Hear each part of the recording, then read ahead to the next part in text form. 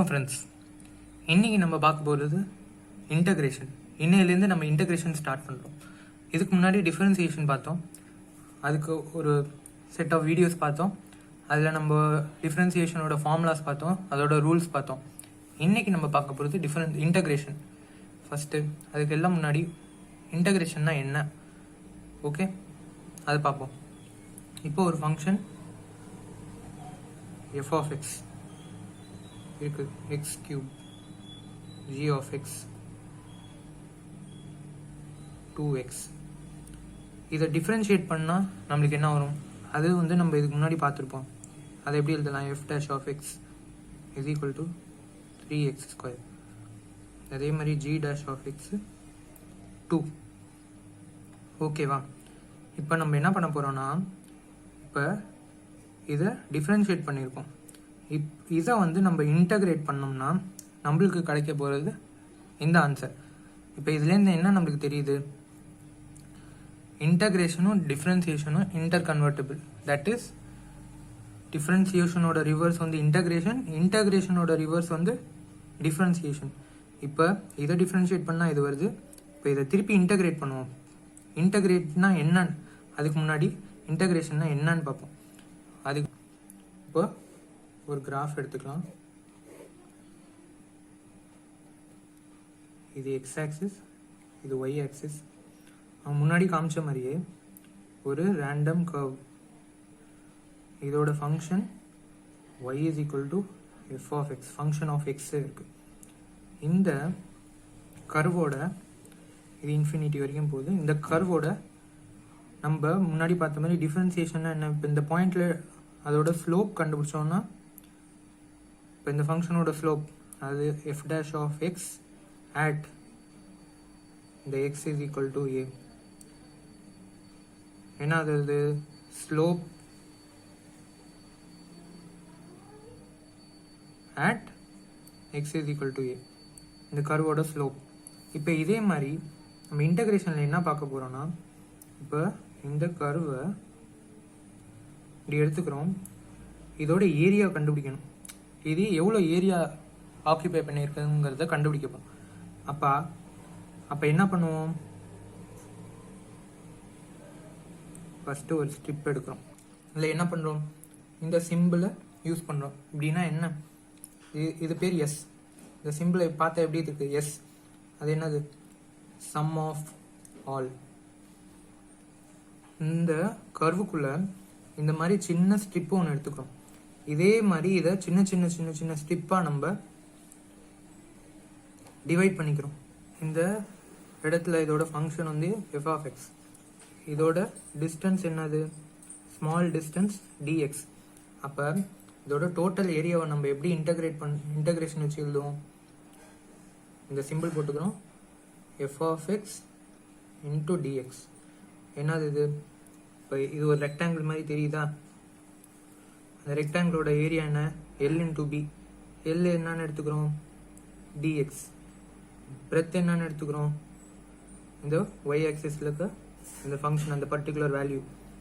அதை நம்ம இந்த லிமிட்டு இங்கே ஏந்து இது வரைக்கும், இது எக்ஸ் இஸ் ஈக்குவல் டு பின்னு வச்சுக்கலாம். இந்த லிமிட்டை, இந்த லிமிட்லேருந்து இந்த லிமிட் வரைக்கும் ஃப்ரம் ஏ டு பி நம்ம இதை இன்டகிரேட் பண்ணுறோம். தட் இஸ் எல்லா சின்ன சின்ன இதையும் நம்ம சம் பண்ணுறோம். அதை தான் நம்ம இன்டகிரேஷன் சொல்கிறோம். ஓகேவா? என்ன பண்ணுறோம், ஃபஸ்ட்டு ஏதோ ஒரு கர்வ் இருக்குது, அதோட ஈக்குவேஷன் நம்மளுக்கு y equal to function of எக்ஸ்ன்னு கொடுத்துட்டா. அப்போ என்ன பண்ணுறோம், அதில் ஒரே ஒரு சின்னோண்டு ஸ்ட்ரிப் எடுத்துக்கிறோம். அதோட ஏரியாவை இதே மாதிரி சின்ன சின்ன ஸ்ட்ரிப்பாக இதை டிவைட் பண்ணி இந்த லிமிட் ஏலேருந்து பி வரைக்கும் அந்த லிமிட்டில் இருக்க எல்லா ஸ்ட்ரிப்போட ஏரியாவையும் நம்ம சம் பண்ணுறோம். இந்த சிம்பிள் பேர் என்ன, சம். அதை தான் நம்ம இன்டகிரேஷன்னு சொல்கிறோம். ஓகேவா? இப்போ இது இல்லாமல் இன்னொரு ஃபங்க்ஷன் எடுத்துக்கலாம். ஓகே, இப்போ இன்னொரு கர்வ் இருக்குது. இப்படி இதோட ஃபங்க்ஷன் என்னது, x is equal to f of y. ஓகேவா? இது y is equal to a, y is equal to b. Okay, இது x axis, இது y axis. இப்போ இதோட ஏரியா கண்டுபிடிக்கிறதுக்கு நம்ம இதை ஃபஸ்ட்டு ஸ்டெப்பாக கட் பண்ணிக்கிறோம். இதில் ஒரு ஸ்ட்ரிப்பை நம்ம எடுத்துக்கிறோம். இப்போ இந்த டிஸ்டன்ஸ் என்னது, ஸ்மால் டிஸ்டன்ஸ் dy. இந்த இடத்துல இதோட ஒரு பர்டிகுலர் வேல்யூ ஆஃப் ஃபங்க்ஷன் இருக்குமா, இந்த இந்த இந்த எக்ஸுக்கு கரஸ்பாண்டிங். ஓகேவா? அப்போ இன்டகிரேஷனை நம்ம எப்படி எழுதலாம், sum of f of y function into small distance y. ஓகேவா? பண்ணிட்டிங்கன்னா இந்த டிஸ்டன்ஸ் என்னவா இருக்குது, dy. இந்த டிஸ்டன்ஸ் உங்களுக்கு எக்ஸில் இருக்குது. அப்போது அதோட ஃபங்க்ஷன் அதை எப்படி எழுதியிருக்காங்க, ஒரு ஃபங்க்ஷன் ஆஃப் ஒயில் எழுதியிருக்காங்க. ஒரு பர்டிகுலர் வேல்யூ ஆஃப் ஒய்க்கு இது மாறிக்கிட்டே இருக்கும். அதை நம்ம இங்கே எல் இன்ட்டு பின்னா என்ன எழுதுவோம், எஃப் ஆஃப் ஒய் இன்ட்டு டிஒய்னு எழுதுவோம். அதை எழுதிட்டோம். எந்த லிமிட்லேருந்து எந்த லிமிட் வரைக்கும், ஏலேருந்து பி வரைக்கும்.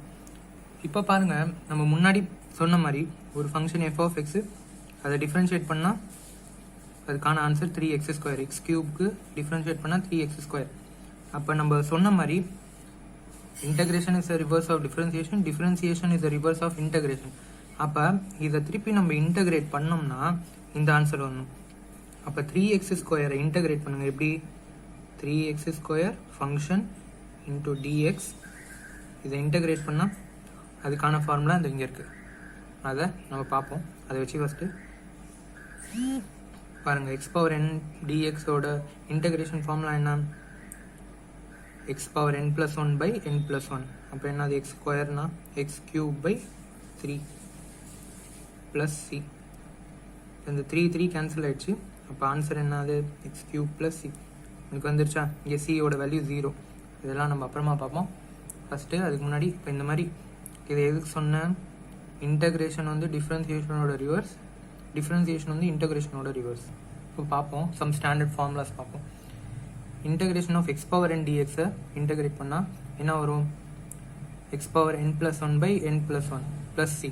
இந்த ப்ளஸ் சியை மட்டும் எப்பயுமே வந்துடாதீங்க இன்டகிரேஷனில், ஞாபகம் வச்சுக்கோங்க. இது ஒரு ஃபார்முலா. இன்டகிரேஷனில் x power n + 1 divided by n + 1 வரும். இங்கே nx பவர் n - 1. இங்கே எல்லாமே மல்டிப்ளையில் வருது, இங்கே டிவிஷனில் வருது.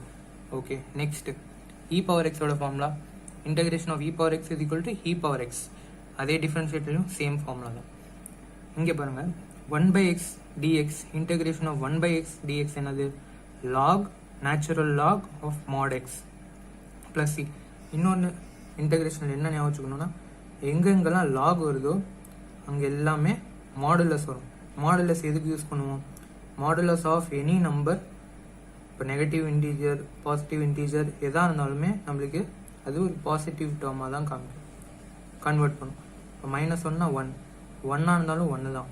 அப்போ மைனஸ் இருக்கிறத அதை பாசிட்டிவாக கன்வெர்ட் பண்ணிடும். அதுதான் இந்த மாடோட ஃபங்க்ஷன். இப்போ log of mod x, 1/x integration ஃபார்ம்னா லாக் ஆஃப் mod x. எங்கே லாக் வந்தாலும் இந்த மாடுலஸ் வந்துடும். ஓகேவா ஃப்ரெண்ட்ஸ்?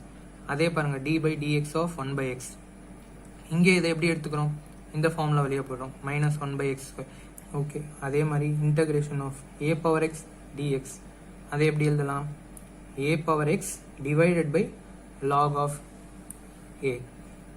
இங்கே எப்பயுமே இன்டகிரேஷனில் எல்லாமே டிவிஷனில் வரும். சிம்பிளாக என்ன வச்சுக்கணும்னா, இன்டகிரேஷனில் டிஃப்ரென்ஷியேஷனில் என்ன வருது, d/dx of a power x log a. ஓகேவா? இங்கே மல்டிப்ளிகேஷனில் வருது, ப்ராடக்டாக வருது. ஓகேவா? இதுதான் ஃப்ரெண்ட்ஸ் டிஃப்ரென்ஸ். இப்போ இதில் நம்ம பார்த்தோம் சம் பேசிக்காக இன்டகிரேஷன்னா என்னங்கிறது. ஃபர்தராக நம்ம பார்ப்போம்.